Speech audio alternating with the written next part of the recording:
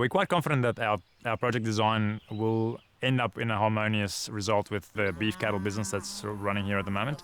The property is made out of a number of paddocks. So to implement this project was a very careful design on where the new fence lines must go. So change fences, bring in more gates, but also make sure that there's also access for cattle to water. So there's been a significant amount of data that feeds into preparing a project like this. Quite unique to our project is working out a way to reintroduce our rainforest without impacting agriculture.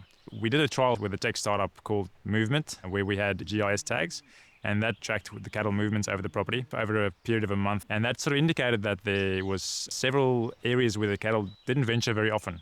They tend to stick and spend the most time in flatter areas where the pasture is good, which sort of also coincides with where the areas are that you can easily drive a tractor and even easily cultivate.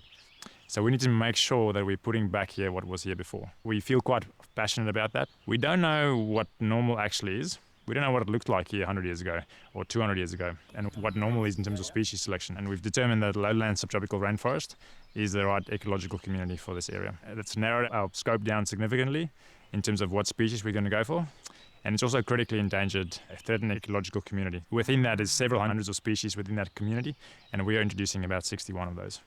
Our project design, another key feature of it is that we are combining different densities of our species, of our lowland subtropical rainforest. There will be some sections, primarily the creeks and some steep gullies, and some areas that are prone to erosion or that have had slips before. Those will all be what we call high density, and so that's running rainforest in about 2 meter spacings, so about 2,500 to 3,000 trees per hectare.